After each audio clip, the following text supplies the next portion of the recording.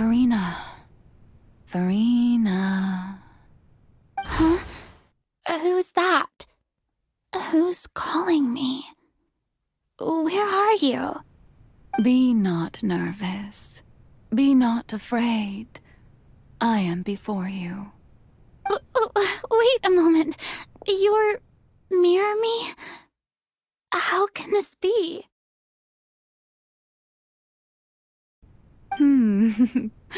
Mirror you, huh? You know what? That's not bad. Let's go with that. Mirror me. What do you wish to say? The prophecy. Have you heard of it? What prophecy? Wait. I know. I think. I don't know why, but it's in my head somehow. The people will all be dissolved into the waters, and only the Hydro Archon will remain, weeping on her throne. Only then will the sins of the people of Fontein be washed away. Oh, very good. You know it well. What's going on? I can't seem to remember anything clearly. The only thing I know for sure is this prophecy. Will it really come to pass? Yes, it will. And that is why I've come to you. Disaster will come to Fontein sooner or later. Things will develop just as the prophecy declared. There is no escaping it. But doesn't that mean everyone will die? I'm a Fontainian just like them. Will I dissolve too? Oh, don't worry. Magical meetings exist in this world precisely to give people a chance to turn things around. It is the reason why you met me today. I will tell you how to save everyone, but you may have to suffer somewhat. Oh, so there's still hope after all. Goodness, you frightened me. You spoke so much and with so much certainty. As for the suffering, well, I will admit that the first thing that came to mind was, why do I have to be the one to suffer? But if the prophecy will come true, I'll also die anyway, right? So if I've already met you as my magical meeting in this world, if there were scales, with all the people of Fontein on one side and my pain on the other, is it not obvious where the scales should tilt? You truly are the perfect human, my ideal. I suppose this would also be the justice that belongs to you. Huh? Don't worry, it's nothing. Listen well. Fontein has just lost its Hydro Archon. I need you to play a role, that of the new Archon. Play as a god? That's right. You must begin a never-ending masquerade. You must never let anyone suspect your identity. If you can keep it up, then I shall have my way of defying this prophecy. But should your identity be revealed, then all hope will be lost. But how will I do this? A human assuming the role of a god without being exposed. Don't worry. What you must do is not to turn yourself into a real god. You simply need to play the role of a god as humans imagine them to be. Being a human yourself, I'm sure you already know what such an entity would be like. Remember, your true challenge will not be pursuing divinity, but contending against humanity. I'm still not sure I understand, but I'll try. I'll try to do this. So, how long am I going to have to play this role? To accomplish this mission, you will have to stay on the stage for many, many years. You will endure and not grow old until your task ends. But I promise you, all will eventually end in a magnificent and dramatic trial, and everyone will be saved. A trial, huh? How exciting. I'll be looking forward to it.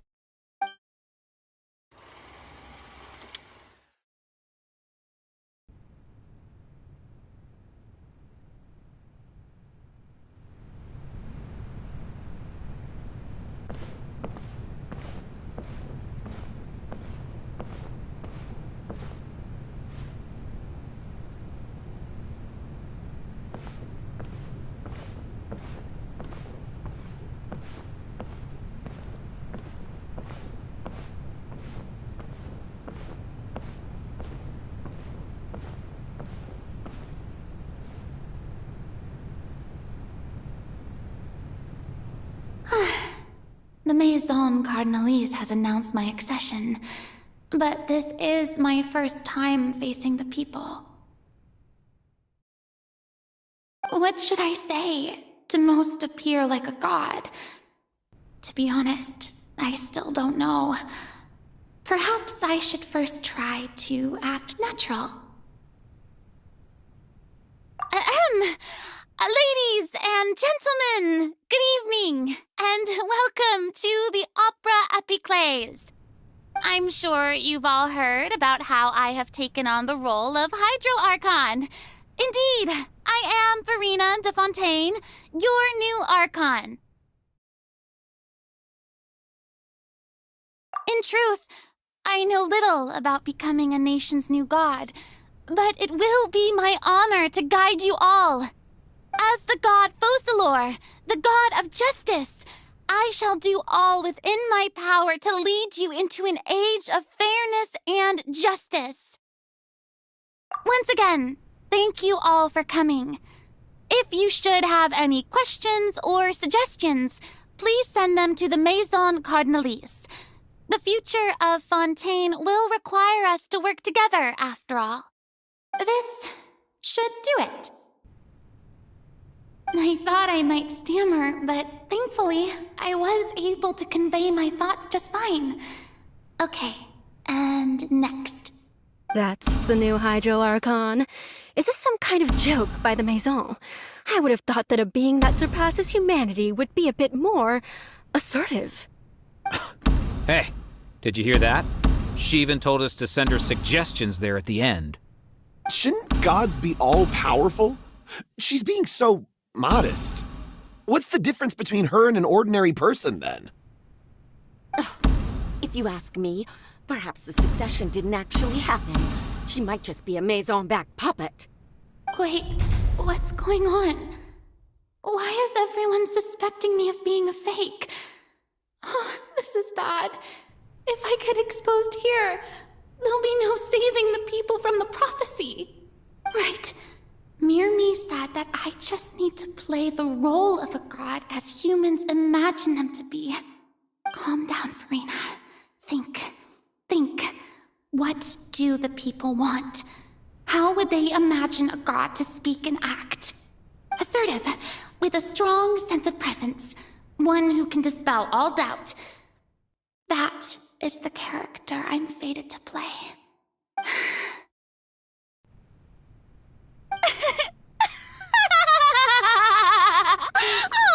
Oh, very good, my people. Only ones such as you are deserving of my rule. Now, I was wondering if some weak puppet were to one day come onto the stage and claim ownership of this opera house, would the children of Fontaine follow them? Well, it seems that you would all see right through them. Having passed my test, you are qualified to witness wondrous trials alongside my august self, here in this opera house. You may consider my previous act a door gift of sorts. I thought it was a debut that suited the atmosphere. Now then, let us be reintroduced. Ah, so that was just a performance. How could I have forgotten that we were inside an opera house? Her personality. It's quite shocking, to be honest, but I suppose it's a better look than before. Such a fascinating and bold deity. How wonderful! Our future may yet be bright after all. It seems I've turned them around. Best follow this flow and restart my accession speech. My dear people, whether you acknowledge me or not, whether you trust me or nay, I say to you, keep faith in your ardor for justice. We have heard it said that this nation's sins can no longer be washed away. Well, I say that justice is most fragrant when it blooms amid sin. The scales of justice should not weigh heavy in the hands of its God. On one side, it must carry fairness and justice. And on the other, praise and applause. May law be the prayer on our lips. May judgment be our worship. Let us light the fires and drink to the future of Fontейн. There is no trouble in this world that justice cannot solve. All that is needed is for you, my people, to believe in it, heart and soul. So long as I, the Archon Focalor, stand within the Opera Epiclese, so long as I stand before the Oratrice, I shall even judge the gods of this world!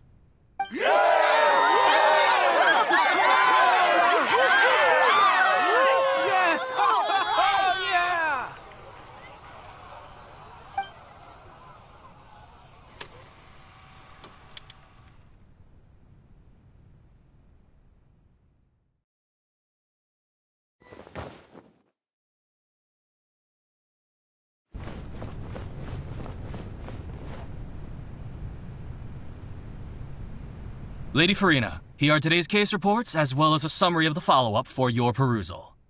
Come now, was I not just at the Opera House in person? Leave these kinds of things to Neuvillette. Besides, none of these trials were the one that I'm looking forward to the most. If I may be so impertinent, what kind of trial are you truly looking forward to? A magnificent, dramatic, and wondrous trial. A trial to end all things. How could you hope to understand? That's true. I fear I lack the ability to grasp your divine thought, Lady Archon. No need for fright, and do not take what I said before too seriously. Go now, do your duties. The trial I await. It will come one day.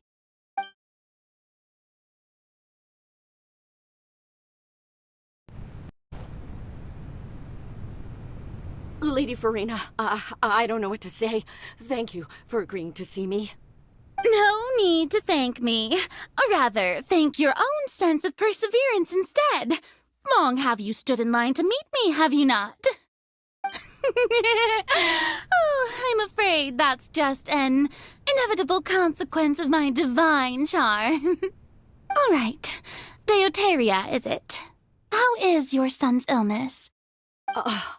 You remembered me, and you knew of my family, too. He is doing much better now. In fact, he is far more of an ardent believer than I. He was the one who forced me to seek an audience with you, and to bring your words back to him. Oh, good. Very good. If this should happen again in the future, please do not hesitate to come and tell me. Going down to citizens' homes every so often, while not usual practice, should serve as a fine change of pace.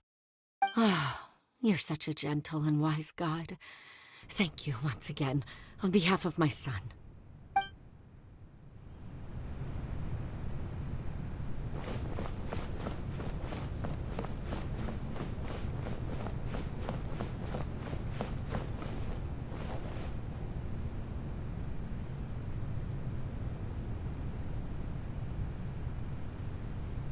Lady Farina, here are the latest hydrological reports. As for the specific parameters you asked to take note of, I'm afraid things still don't look good. I see. It's as I thought, then. As your god, I did already expect this, but I wanted to see how far your human wisdom would allow you to analyze it. All manner of signs indicate that the prophecy will still come to pass. Forget it. That's not something you need to worry about right now. Well, as I understand it, the Fontein Research Institute is also trying to find a way to counter the rising water levels. Really? Have they found anything? I'm afraid that they haven't found any effective solution thus far. Oh, is that so? Well, no wonder. This issue has reached the realm of the gods, after all. Still, their spirit is praiseworthy.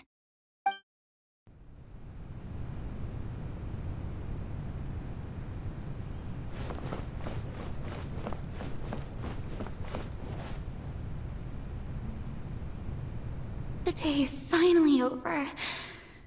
I haven't had a moment to breathe this whole time. But it's good to see that everything's getting on track. There are no longer any voices of suspicion. Maybe this is fine. I just need to keep going, and everyone will be saved.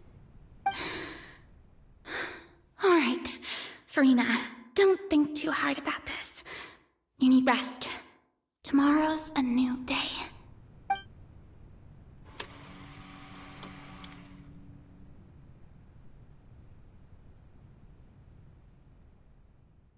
Lady Farina, here are the new trial reports for the latest cases, as well as a summary of the follow-up. There'll be no need for that. I've seen them already. There's no need to go back over scenes I've witnessed in person before. Lady Farina, I've waited so long for this chance to see you in this manner. Indeed, my dear, loyal citizen. This joyous moment is an honor for us both. Lady Farina, we're detecting significant hydrological anomalies near Poisson. Understood. Keep monitoring. Keep me informed should anything come up at the Institute.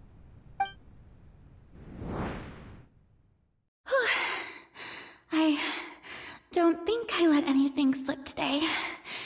I must show the people that there is nothing to worry about. I just don't know when these days will end. I feel utterly exhausted. Best to rest early today, too.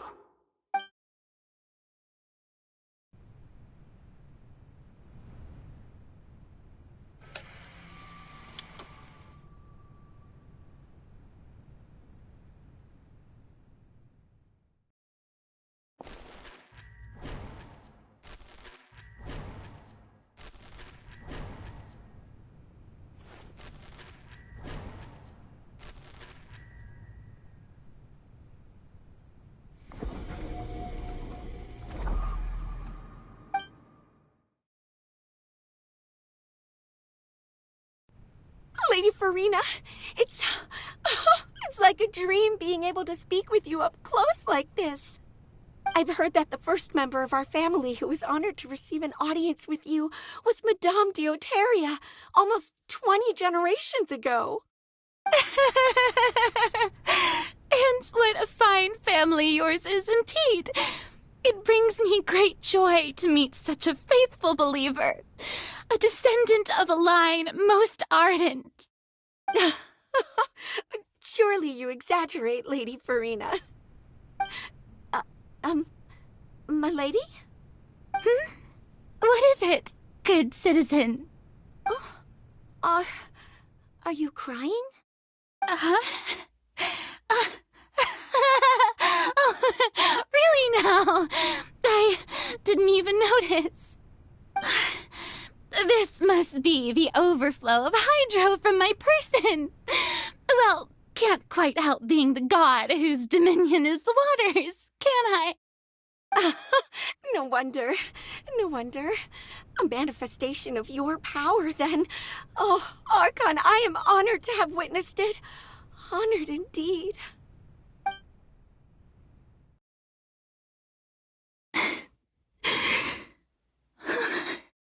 So interminable. So lonely. Just how much longer? Hundreds of years must have passed by now. Perhaps the show must go on for hundreds more.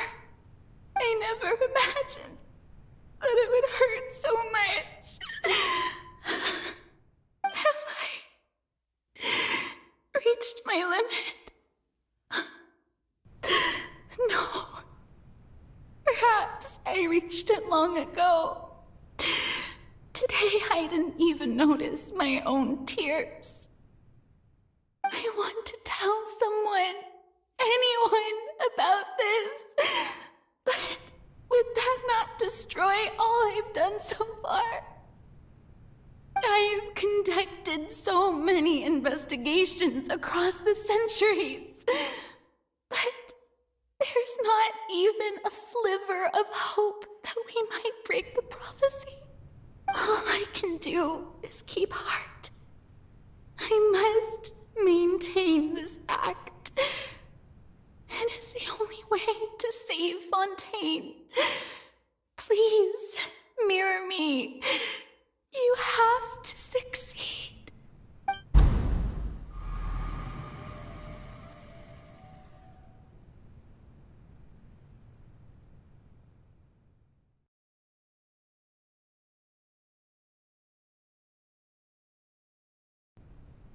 Farina, you don't have to shoulder this burden alone. Although I don't know what you might be keeping from everyone, your people are more than willing to share your burden with you.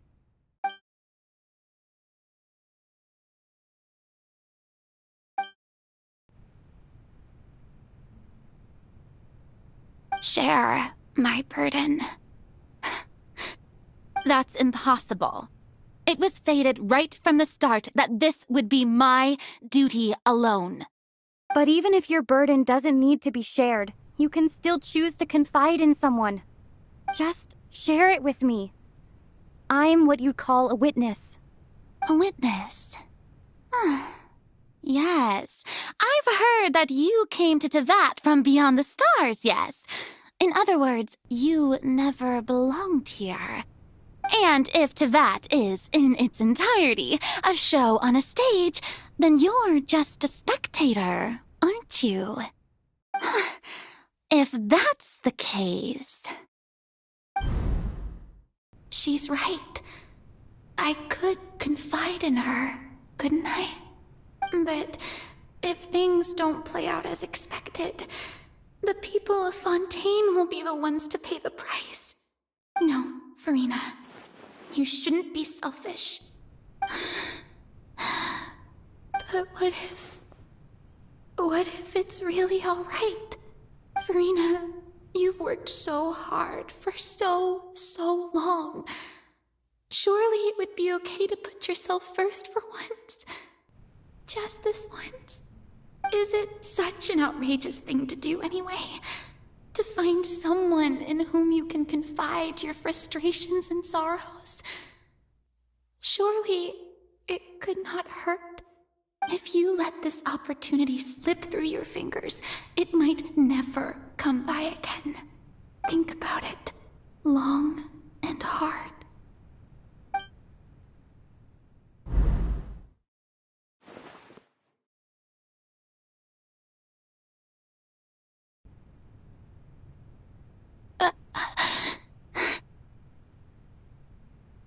No, I have nothing to say. I am Farina, the Archon of Fontaine. Everything will surely get better. All you need to do, dear spectator, is to witness my performance until the curtains fall.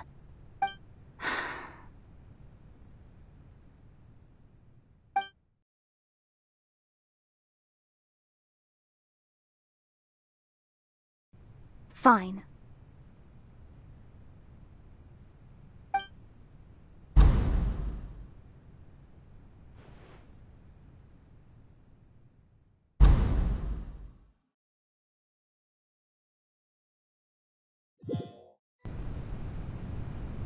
So even Farina doesn't know the truth?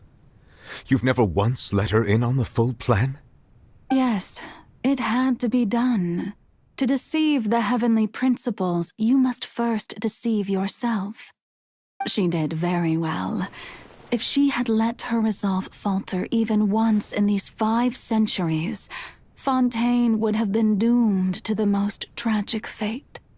It seems that trusting humanity was the right decision after all. I believe that I understand how your deception works, but that is only half the truth, is it not? How would you build on this foundation to save the people of Fontaine? That is the most important thing. Ah, good. Of course, the Iudex of Fontaine has pinpointed the crux of the issue. I'm sure you've long sensed that the Oratrice is no simple machine, yes? I've always suspected that it had its own consciousness, and Lenny did mention that he heard a human voice within the core chamber.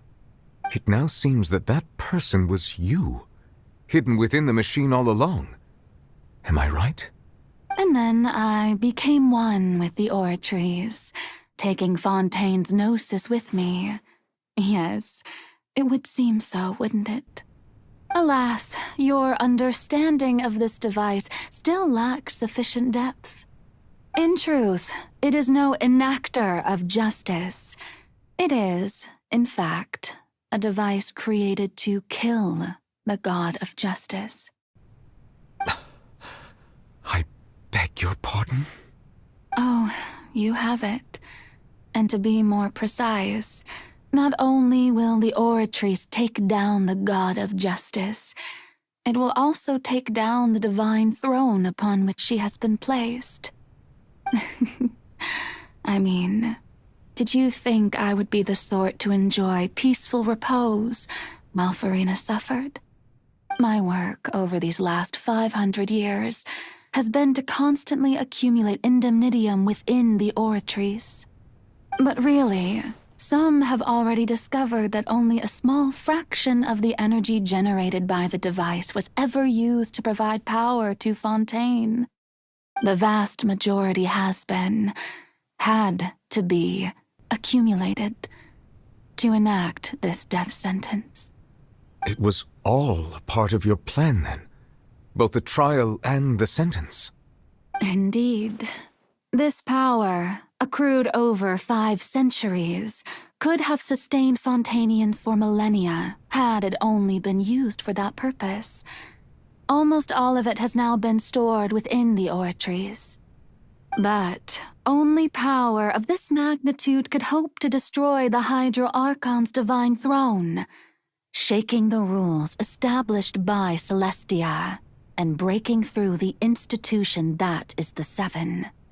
So the Oratrice's call for death was for neither Farina nor Focalor, but for the Hydro Archon. The destruction of that divine throne. If I do not misunderstand your intent, you must be... Returning what's rightfully yours to you, of course. In other words, this was all done to return the authority of the Hydro Archon to the Hydro Dragon of this planet. But...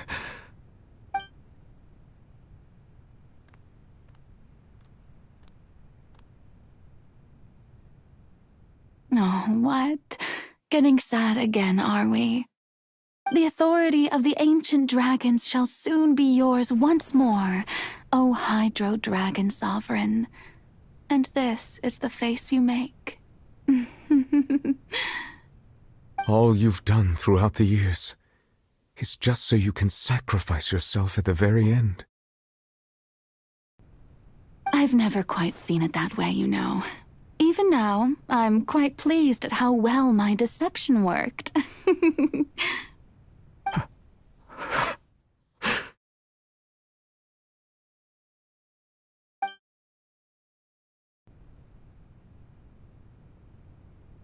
Hydro Dragon, don't cry. I must say, had it been within my rights, I would have loved to judge the heavenly principles themselves. Were they not guilty of essentially the same crime? Egeria stole the power of the primordial sea, and the heavenly principle stole the power you ancient dragons possessed. I, for my part, am the god of justice. And is it not just that your original powers should be returned to you? Speaking of justice, I have always believed that justice lies in the process of pursuing human existence itself. So, if the theft of the primordial sea's might was Fontaine's original sin, then, leaving matters of procedural right and wrong aside, the descent of the Fontainians as humans and their right to exist in this world would be Fontaine's original justice. In other words, existence was Egeria's justice, and to me, justice is the continuation of that existence. Defying the prophecy and ensuring that Fontaine's people shall live on, that should be the justice enthroned over all others. At this point, we, whether it be myself or all other Fontainians, have shouldered the burden of this sin for far too long. Iudex Neuvillette, the highest judge in our land, when you regain your full power as an elemental sovereign, what verdict shall you pass upon us? So when I was invited to the court of Fontaine to serve as Iudex, I see now that that was your idea too. At last, I now understand the true purpose behind this position. In the beginning, I was uninterested in human existence. But these 5 centuries of living alongside them have gradually brought about mutual understanding between us. And I have even attempted to feel as they feel. You are a devious one, Focalors. Things being as they are, surely you know that I could never declare them to be guilty.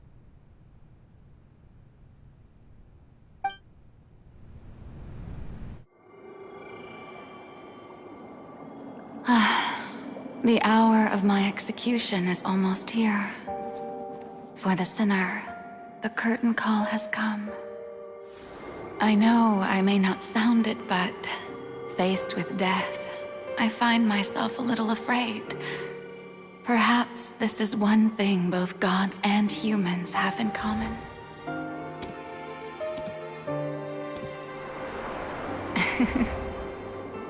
Farewell, Neuvillette. I hope you've enjoyed the part you played these 500 years.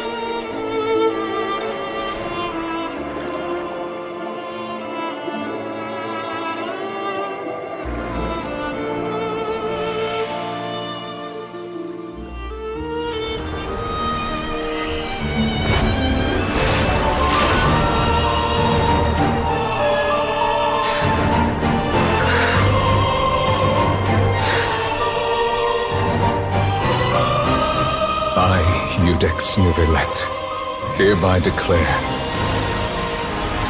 People of Fontain, your sins are forgiven.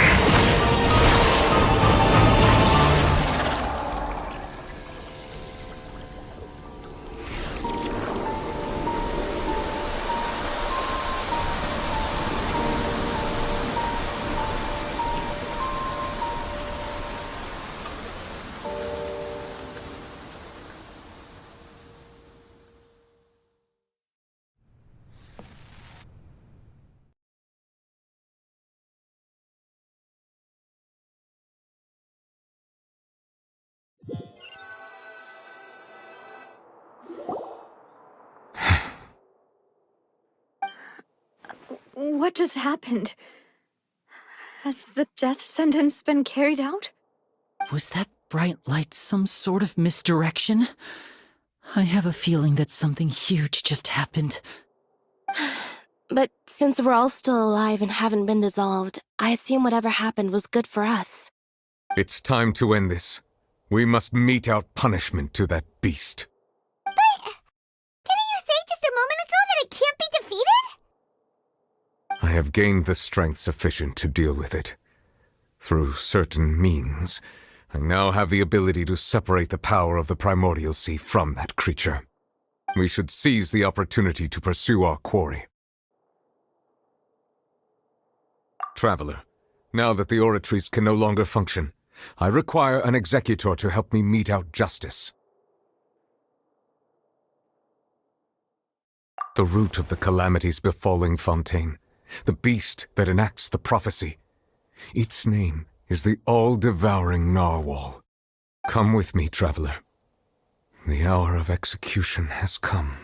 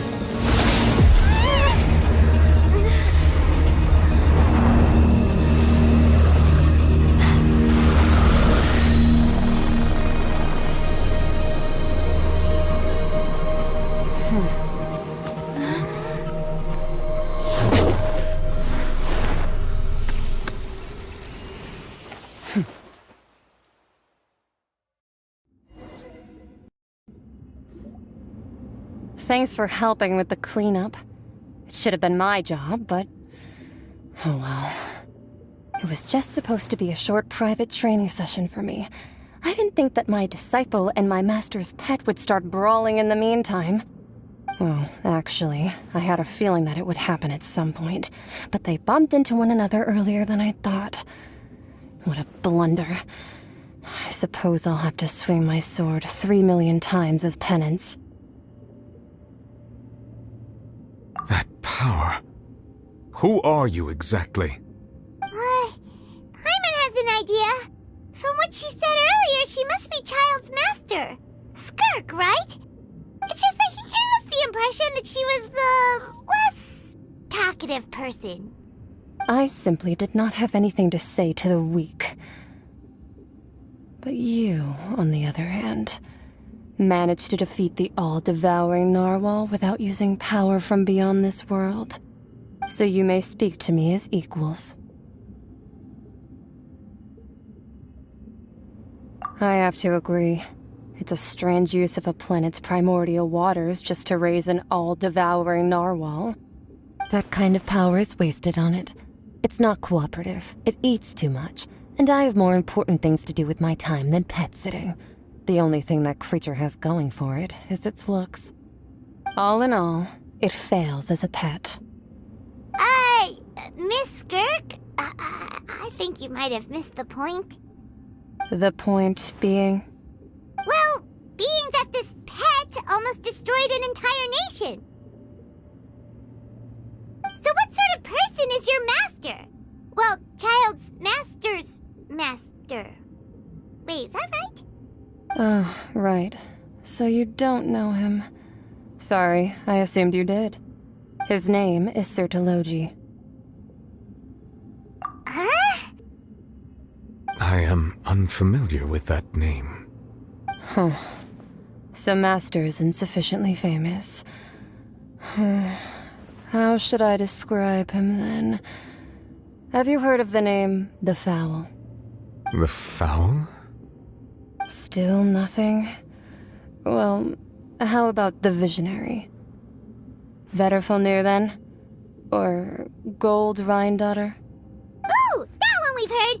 Rhindaughter's part of the Hexen Circle. She's Albedo's mom, right? Oh, so you do know that name. To be honest, I also heard all of those names and titles from my master. I don't actually know them either. But I suppose you understand now, yes? My master is likely a similar sort to Rhindaughter. They are both pursuing some form of perfection. Wait! Didn't you also mention a visionary person? Hyman didn't quite catch their name. Actually, never mind that.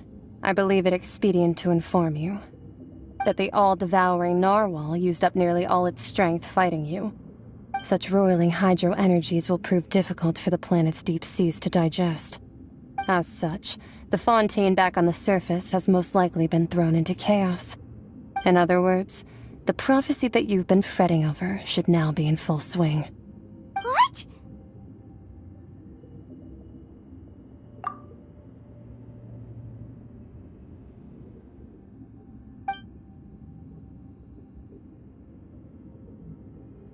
Not to worry.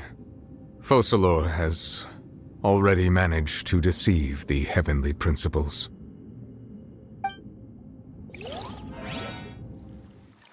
In the end, the people will all be dissolved into the waters, and only Farina will remain, weeping on her throne.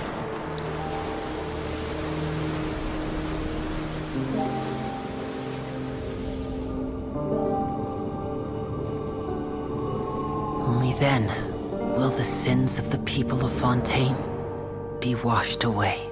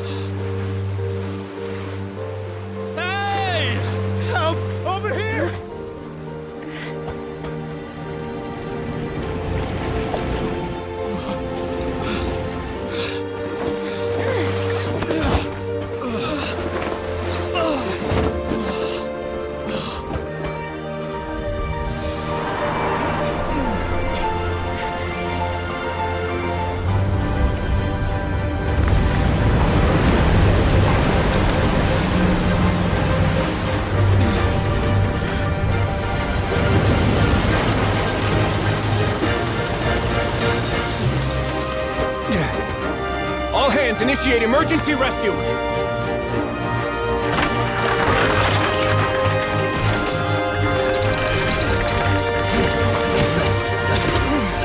Hurry!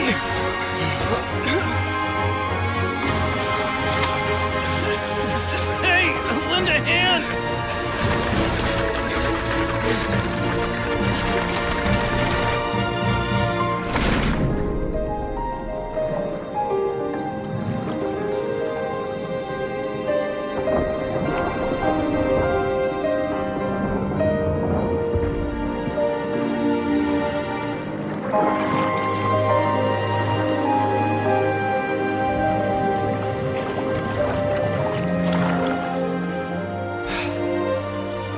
Look! The water's receding!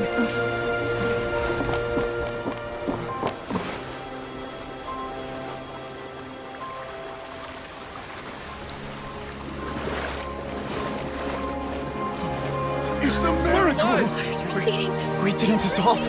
The prophecy was wrong! The prophecy was wrong!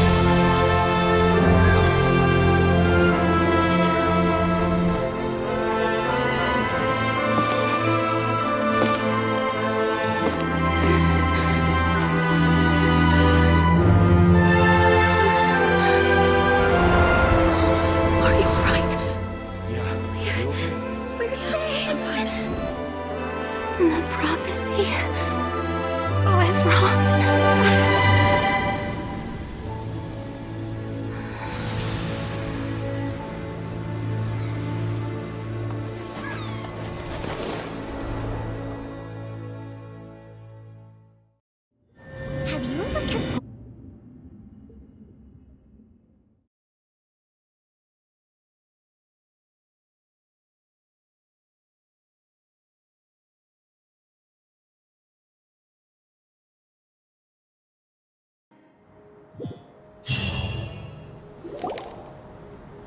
The soil renewed. The Spina di Rosula attacks post-disaster rebuilding. I recently visited Poisson to meet with Miss Navia, spokesperson of the Spina di Rosula, and we spoke about Poisson's present and future. Old soil can still give birth to new bloom, Miss Navia stated. Hope is like seeing a small cookie when you're starving late at night. You just need a little of it. Skyship Winglet, lunar brain of the Fontaine Research Institute. The various disputes that have arisen on account of Mr. Edwin have suddenly become a shield over the Institute, with Jurier turning out to be a once overlooked hidden gem. People always call the first researcher mad, but few know what to call the second. And should that latter person achieve a miracle, they would find it all the harder to find a word with which to classify him and his team. Wow! Paimon barely recognizes the people in the reports. Are those really Jurier and Navia? They sound like real big shots. What do you think? Pretty enthralling, huh? The Steambird's idea was pretty simple. With the disaster just having passed, we would print a free edition packed to the margins with good news to calm people down. The value for these big scoops lies in their inevitable follow-ups. We'll publish further reports and go into the stories behind those people. Edwin's assistant, Jurier, created a true flying ship, while Navia is leading people in the reconstruction of their home. I'm sure that these stories could draw even your well-traveled eye. Paimon's curious too! Wait a minute. Didn't we watch everything happen from start to finish? What's there to be curious about? And that's exactly why I'd like you to come conduct interviews with me. You're the best incubators of news, if you haven't noticed. And also, with you around, I'm sure I'll get to see that Duke. Are you sure? Hasn't he turned you down several times already? Oh, this time will be different. Come on, let's head to Poisson first, and then make a trip to the fortress. There are some things you'll only know when you get there.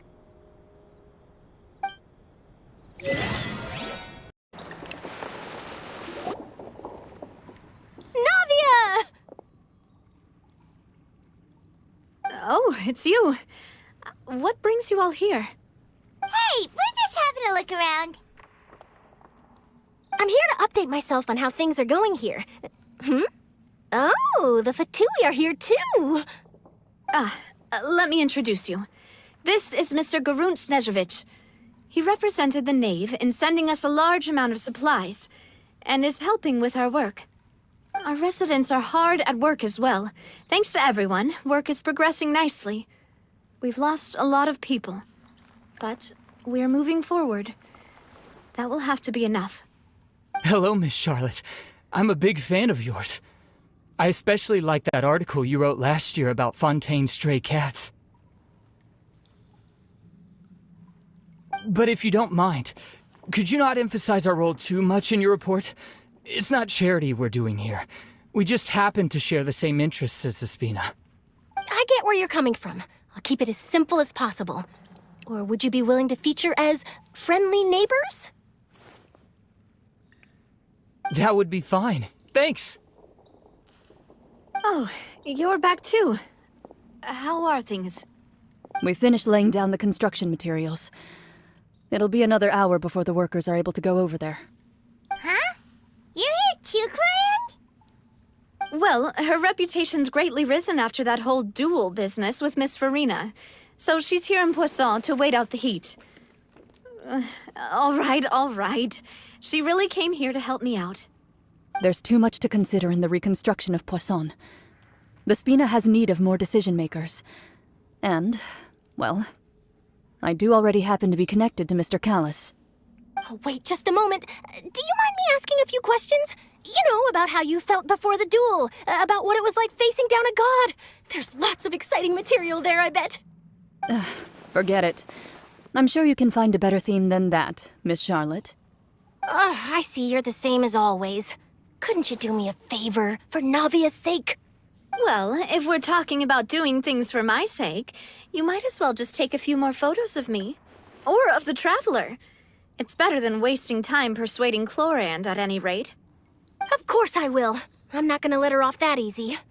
All right, then everyone who wants to be in the photo, gather up. And smile.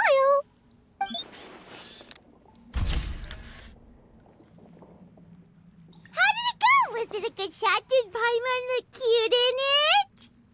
Not bad. Your addition really helped the composition of the picture. All right, hang on a moment. Let me snap a few more shots.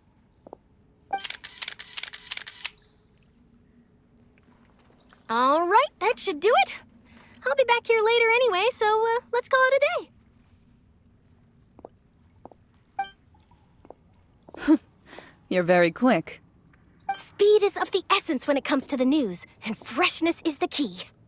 Also, not to brag, but I'm pretty good at building connections. Who knows? I might eventually get that interview with you after all, Miss Chlorand. Wow, you really do have that never say die spirit. I'm impressed. I'll hazard a guess that this is how you got that interview at the Fortress of Maripede. Whoa, you're well informed. Let me make a guess, too. I asked Sijuin, who told Monsieur Nervillet, and he told you, right? That's a very complete information chain. In truth, all Monsieur Nervillet asked me was, when did the fortress become so friendly towards the media? I told him that it was best not to speak too soon. There's no guarantee that Ridsley will make a personal appearance. You're right. I've got to treasure every moment I have with them. In which case, I'll be making a move first. Stay safe now. And tell me if you hear anything interesting.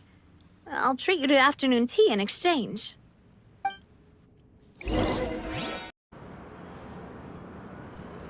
Wow, guess we're here again, huh? There's a real nostalgic feeling to this place. Looks like you've been missing us. Duke! Did you come all the way to the entrance to greet us? Of course. I'm here to welcome you and our dear Miss Charlotte, whom our good head nurse recommended to me. It's an honor to finally meet the much-rumored Duke. Thank you for consenting to my visit to the fortress, sir. No need to thank me. But that said, I shouldn't be the focus of your interview. I trust you recall our agreement? Of course, of course. All right then, this way.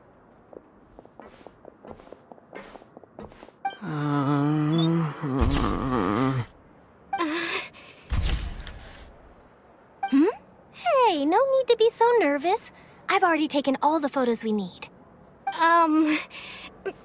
Miss Charlotte, do these pictures really need to be published on the cover of the Steambird? It would seem that Miss Lorvine doesn't want her face to appear beside that of Mr. Jurier, hmm? Sir, please don't say things like that. But it looks like dear Mr. Jurier denies it. Might this interview be very important to you, then? No, I just... This is my first time being interviewed, and I'm very thankful to the Steambird for...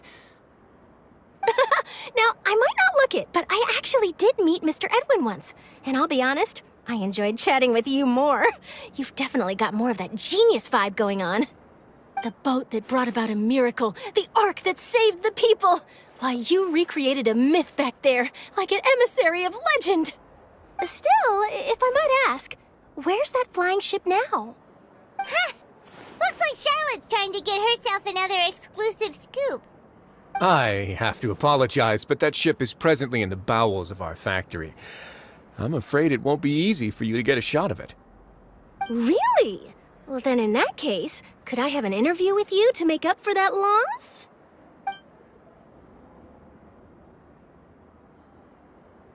You already know my answer, I'm afraid. Best you interview our head nurse instead. Or perhaps you'd like to take another photo of this couple of researchers? Did you really have to use the word couple? Well, then, 2 solo photos will do. Is my hair messed up? Please, someone help me have a look. Things sure are getting pretty lively here. We've seen this kind of thing before. Oh, seems like everyone's here. Would any of you like to try this new drink I came up with? Ah, Siegeween. Hey, Miss Charlotte. Why don't you, take some pretty photos of our head nurse? Sure. Come on, Miss Siegeween, over this way. Let's find a brighter spot. Huh? Sure. Do I have to smile? So, how have things been at the fortress?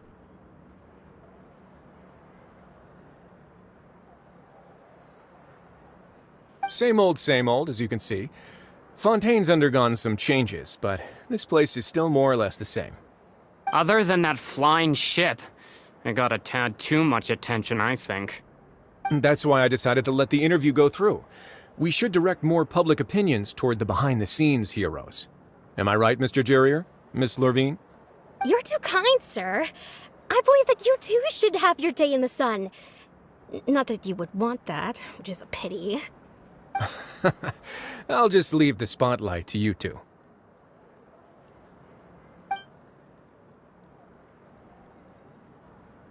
I see. Lots of things happened that day, huh? Anyway, regarding that Harbinger, I'm not sure you remember, but his 3 young followers are still waiting for his return. He sure did win them over, huh? I'll tell them that there's good news and bad news. The good being that their boss seems fine, and the bad being that they must face extended sentences for abetting his escape. Oh, actually, what about you? Are things gonna change for you too? What change can there be? The fortress will keep chugging along, and so will my duties. As to what Miss Farina's departure will mean for the nation, and if our laws and governance will be transformed, we'll leave those to the folks in the overworld. Hey everyone, the photo shoot's done. Good. In that case, let's call it a day here. Thanks for your cooperation. Come on, Traveler, let's go. Till next time, everyone. There'll be a next time? Maybe. Who knows? I might write a story about the underwater factory next time. Until then. All right, last... I didn't see them! They really are here! How did you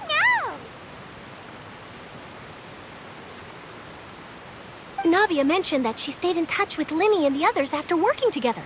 Apparently, they've been at the docks distributing these strange pockets the whole time since. Traveler, Paimon. Ah, and Miss Charlotte, too. Would you like a magic pocket? What sort of gadget is it? It's a wondrous bag that can be used to carry many things. The water level has returned to normal, but if you see any of your things floating around, you can use this to carry them. Or you could trick a friend into doing it for you. Trick a friend? I wonder which of my friends would fall for that.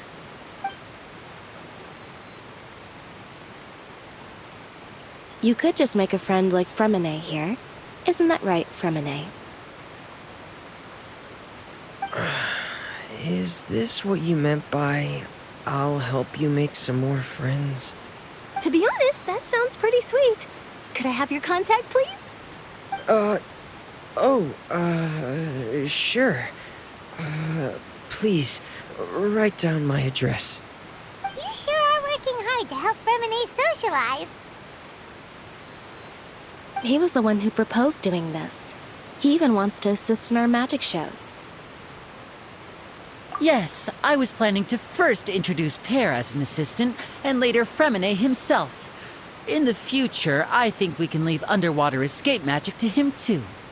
That said, would anyone want to see a diver escape underwater?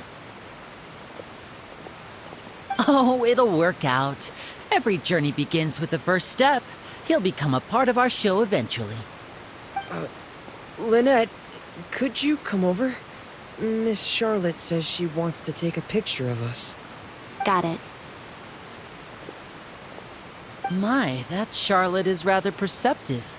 She got rid of everyone the moment she realized I had something to say to you. So, how have things been, Traveler? Father says that you did a great deal during the latest events. She's very grateful for your contributions to Ffontaine.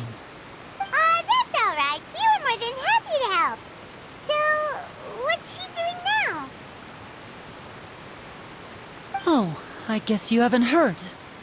Well, after Lady Farina left, Father and Monsieur Neuvillette opened negotiations, during which he gave Fontaine's gnosis to her as a diplomatic gift.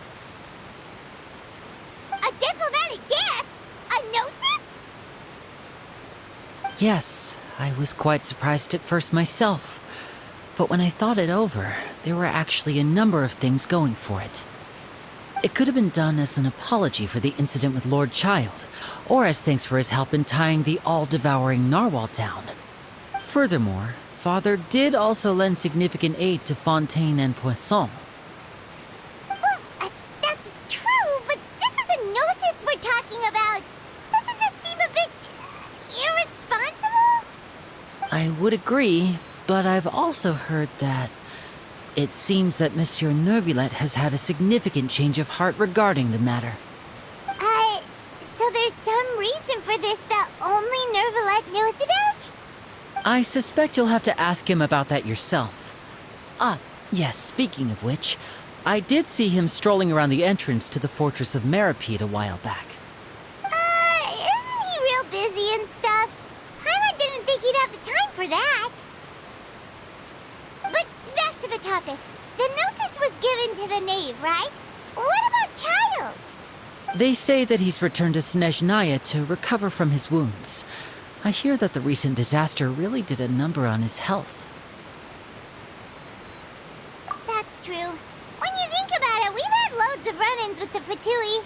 To think we'd be allied with them this time. So shocked by such a simple switching of sides?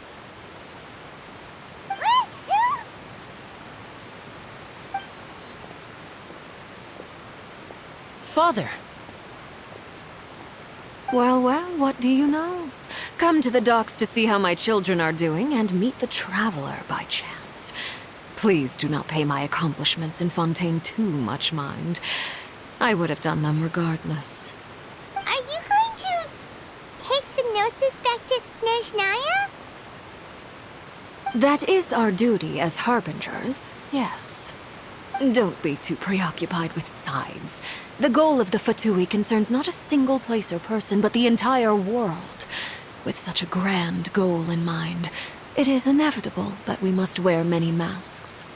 Switching my masks is something I've always done.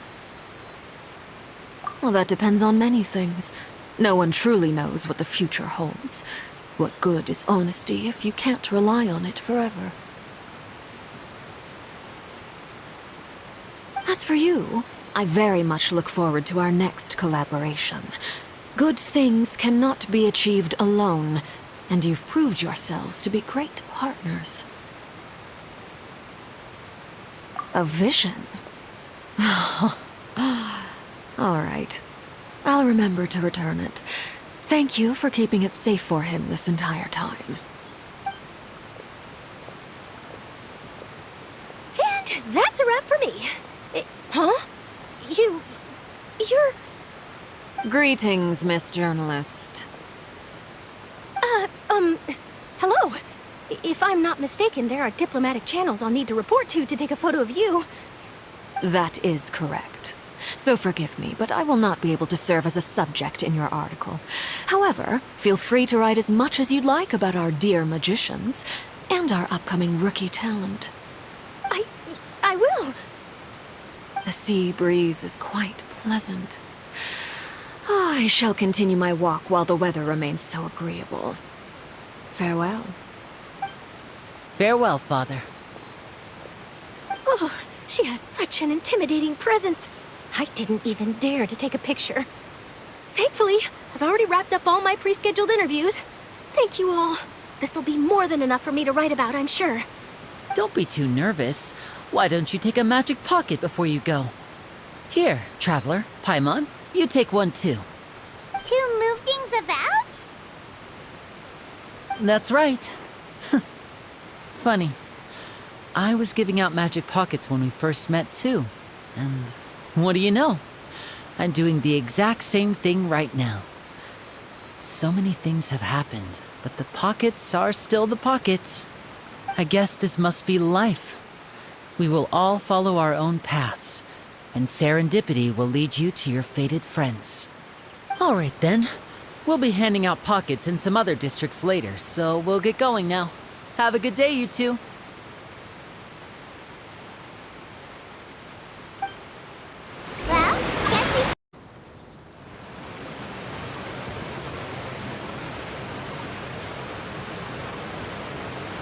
So, you really are here, Neuvillette. Paimon didn't think you were going to have free time this hour of the day. Really?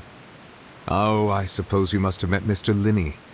He took the time to greet me earlier when he passed this way. In any case, you came at a good time. I was just considering reaching out to you to set up a meeting, so I may explain some things that I haven't had the time to before. Aw, Paimon's glad that you remembered. Thank you for keeping us on your mind, what with you being busy and all. Alright, let's have it then. How was Fontaine actually saved? The whole business is still quite the mystery to us. It is strange how words can often leave a bitter taste in the mouth when it finally comes time to say them out loud.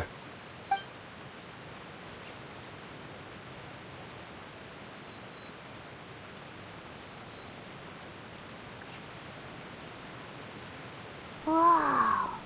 So that's what happened? Focalor destroyed the divine throne of the Hydro Archon and restored your power to you, transforming you into a fully fledged elemental dragon sovereign. But Paimon still doesn't quite get what you did to save the Fontainians from dissolving. For me, the authority of the ancient dragons refers to absolute control over the hydro element. Fontainians were incomplete humans born of Egeria's use of the power of the primordial sea, with constitutions similar to that of mimics. But so long as those primordial energies remain within them, I could use the ancient dragon's authority to grant them true blood, after the fashion in which life was first brought into being on this planet. In other words, when I gave my verdict, Fontainians became true humans, and thus would naturally no longer be dissolved by water from the primordial sea. Focalor must have counted on you to make that decision as well. Your verdict was the key to making the prophecy appear to have come true while saving everyone. Yeah, and in a manner of speaking, Focalor finally managed to fulfill the original Hydro Archon's wish to turn Oceanids into real people too! It seems from your expressions that you still have more things you wish to ask. Ask away. I will tell you the truth as I know it. I have investigated his case along many avenues, and I have learned that he once fell into an unknown chasm when he was young. There, by chance, he awakened the all-devouring narwhal. But whether it be by sentiment or reason, that should not have been enough to consider him the root cause of the disaster. At most, he would have had tangential liability.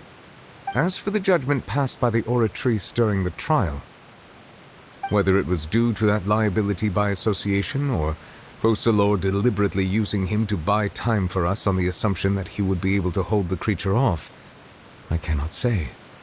Guess Focalor had Fontainians in mind the whole time. In the end, it was thanks to her that they finally became real humans. Hang on a second. Paimon suddenly got another question. Back when Fontainians hadn't yet become real humans, were the children they had also transformed Oceanids? Life has always flowed like water. Do you recall how Fontainians would often come to the Fountain of Lucine to pray for children?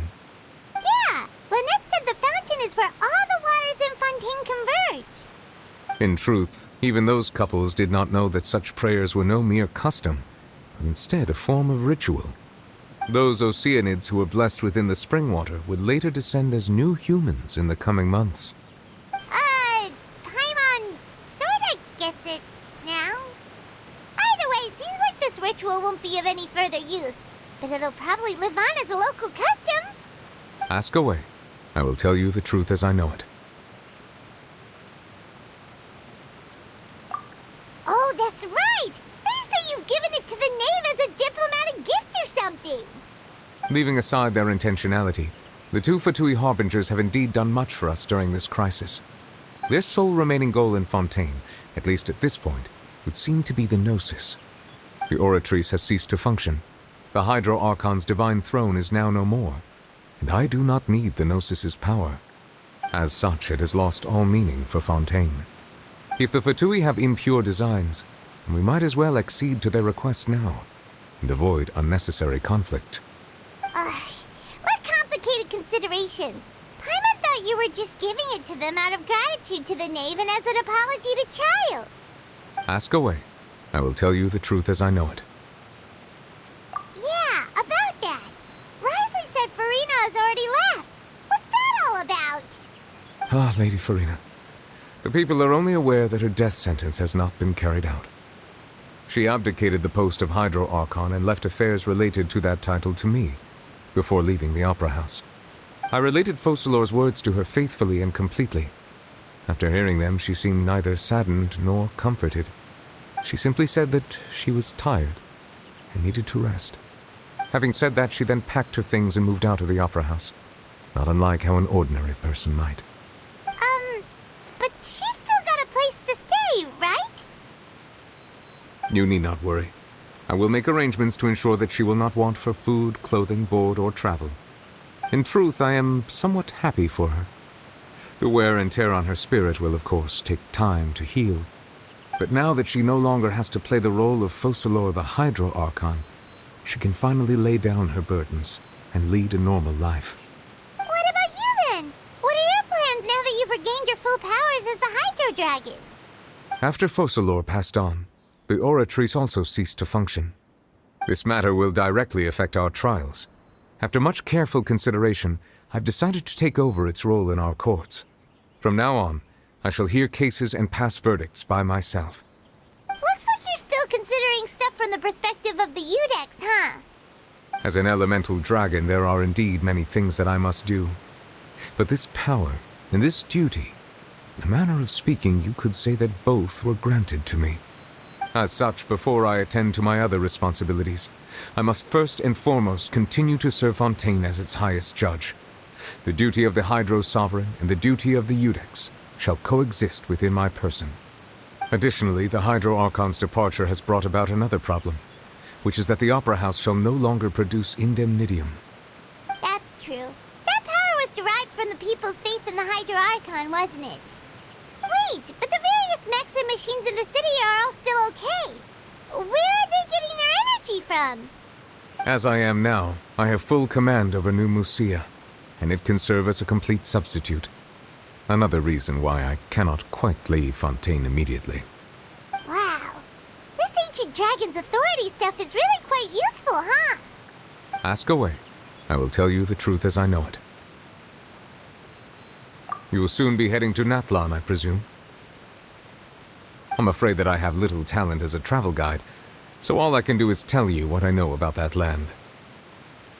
As far as I'm aware, Natlan can be said to be a nation of dragons. A nation of dragons? You mean like you? No, I suspect that I would not find myself welcome there. Unlike ancient dragons such as myself, the dragons of Natlan have undergone long years of development and evolution. Large numbers of them have entered a form of coexistence with humanity. Natlan is also the nation of war. War ravages those lands like an undying flame. There is one other piece of information I got incidentally from my negotiations with the Knave that I believe may be useful to you. The Harbinger known as the Captain has thrown his hat into the endless ring of war. The Captain. Sounds like a real tough customer. Seriously, everywhere you look, there's a Fatui Harbinger doing their thing. I suggest that you fully prepare yourself before going to Natlan. In the meantime, Fontaine's doors will always be open to you. Ask away. I will tell you the truth as I know it. Hang on a sec. Paimon's still got a question about the Gnosis. What When we spoke to Lenny earlier, he mentioned that your attitude towards giving away the Gnosis had clearly changed. We guessed that there might be some reason for it that only you were aware of. No wonder the House of the Hearth is the Fatui's intelligence division. They are certainly sharp. So regarding this specific issue, I was just getting ready to share something with you. What is it? In truth, I exchanged some further words with that lady named Skirk after sending you two back to the surface. It went something like this.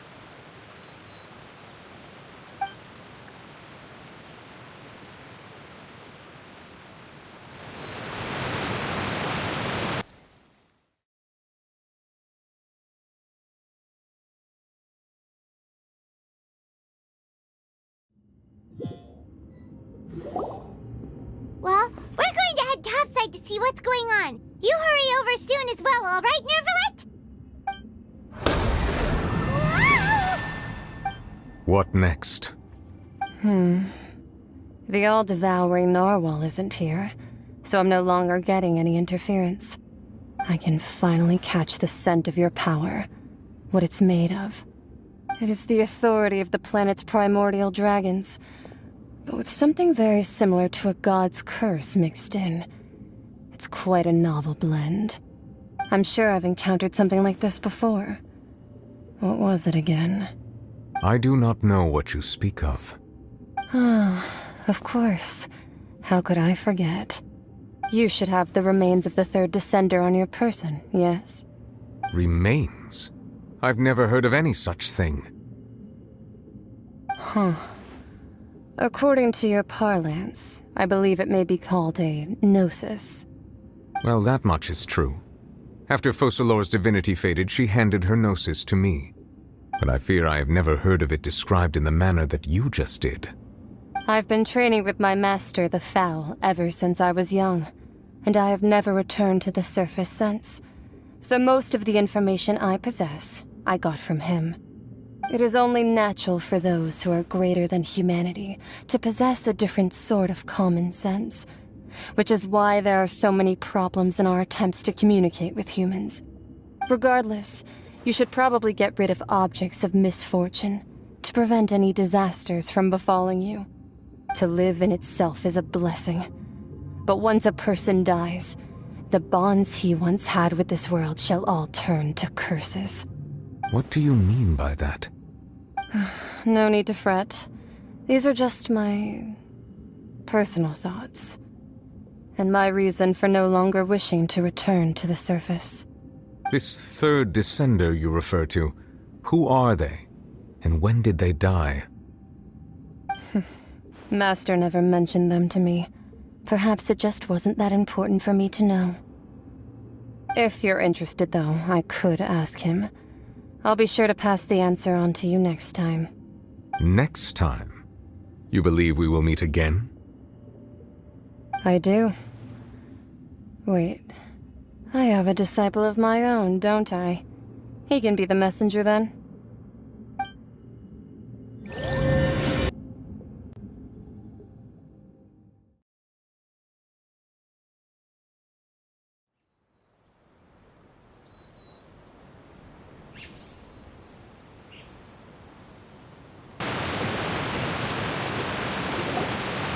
That's what she told me. Whether it would prove useful or not, I wanted to pass that information on to you. The remains of the third descender? So that's what the Gnosis actually are. Paimon just thought they looked like chess pieces. How could they be a person's remains? All the same, assuming that there was no misunderstanding or special metaphor at play, that is what she meant to say. And she said that it would bring misfortune and that you should check it, which is why you gave it to the Fatui. If she speaks the truth, then I would simply be putting Fontейн at unnecessary risk by keeping it here.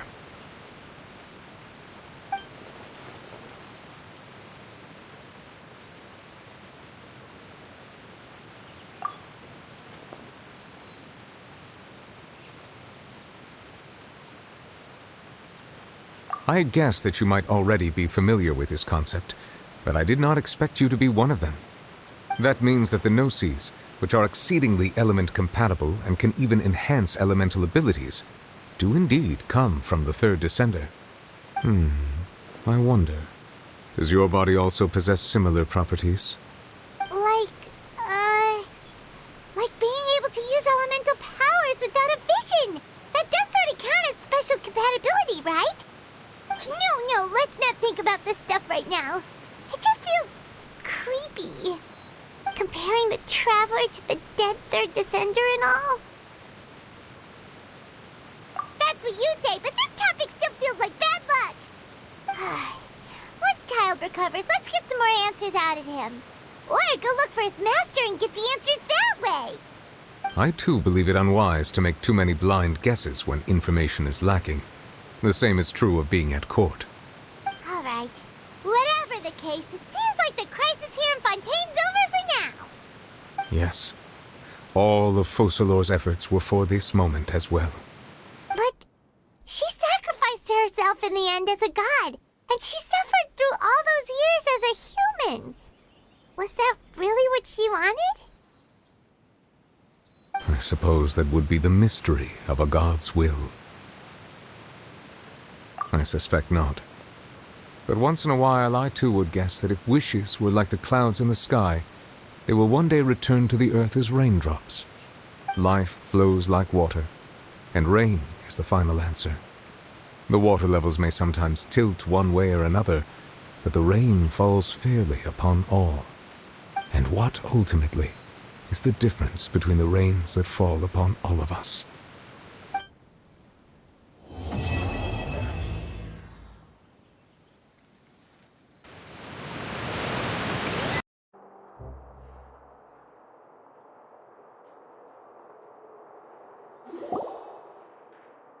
Cursed Cleo.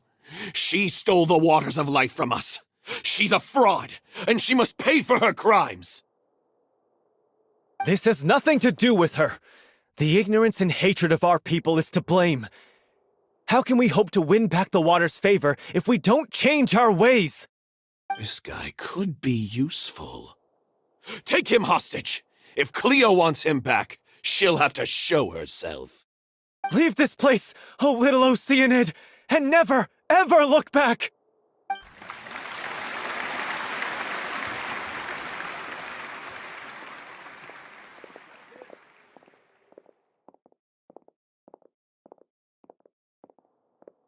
Everyone's really throwing themselves into their roles. I haven't seen such a fine performance in a long time. If only... What should we do? It's almost time for her to take the stage! Why? Why does it have to be now? Hey, what's going on? You're due on stage any second now. Oh no, not again. But why? What about your new meds? Did they stop working? They've been getting less and less effective over time. I've had to keep increasing my dose. What? I thought they cure it. So they were only managing your symptoms? I figured whatever it took to get me through this final performance. How could you do this to yourself? And after that lecture you gave me about not looking after my health. I'm sorry. I've let everyone down. You... This is a conversation for another time. How can the show go on without its star performer? Miss Farina, I'd like to make a request of you. Say no more. If you're sick, you need to rest. I know what you're going to ask. Loic, your character has no more scenes, correct? Oh, yeah. I think my scenes are all done. Although, I do have one more line. But I guess another guy in the troupe with a similar voice register could take it. Why? Please take Delphi back to her place to rest. I'll sing the finale. From the sublime to the ridiculous. After all that, everything's come full circle. Thank you, Miss Farina. I'm so sorry to put you in this position after everything you said. Never mind. What's done is done. It's really my own fault for getting in too deep. No one likes regrets, myself included. Leave it to me. I've watched you rehearse so many times that I've learned Cleo's part by heart. I do not doubt your acting skills, but please allow me to ask just one more question. After all, this show is dedicated to the life and legacy of our director. What, in your opinion, is the reason Cleo shines so brightly? It's her pure heart. Despite all the pain and loneliness she had to endure, she never once stopped believing in the beauty in this world. Well said. I leave Director O'Reilly in your hands.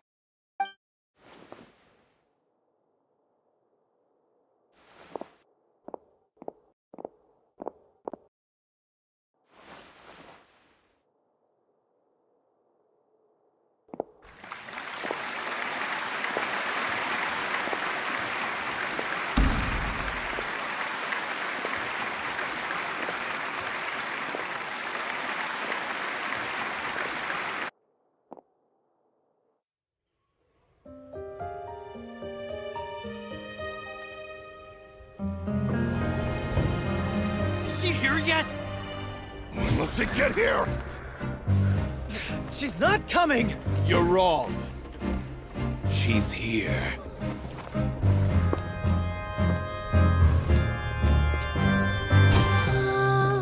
Si je pouvais vivre dans l'eau, le monde serait-il plus beau? Me pardonneras-tu, ô chère mère? L'eau dans son courant fait danser nos vies, et la cité elle nourrit, ainsi que toi, mon doux amour. But what about your wish? My wish.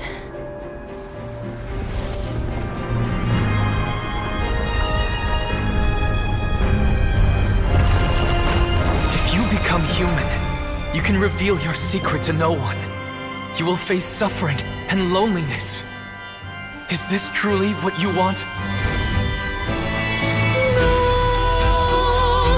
Le grand amour ne suffit pas, seul un adieu fleurira.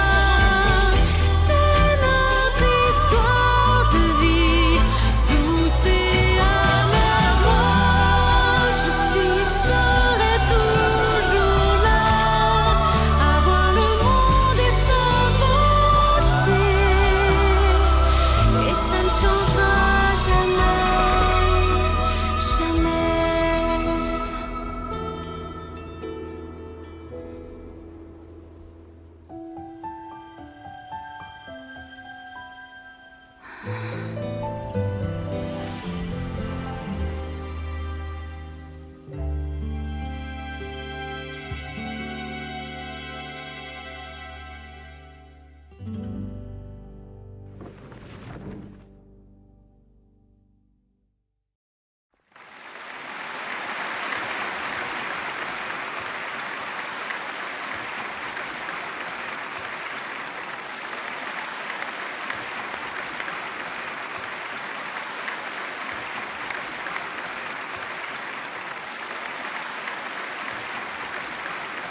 Is it just me?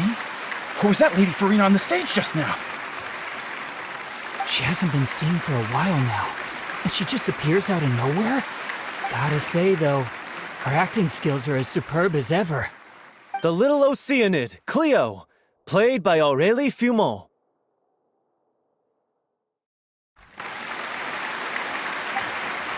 Wait, that's not her name.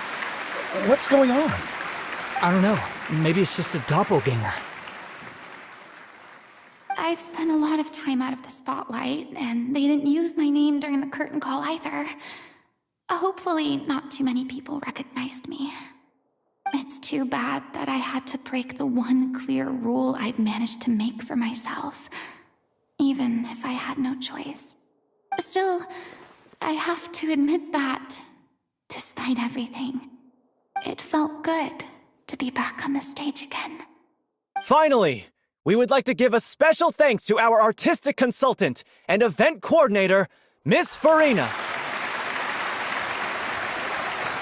Hey, that's not what we agreed on! Oh, so it was Farina after all. She's back.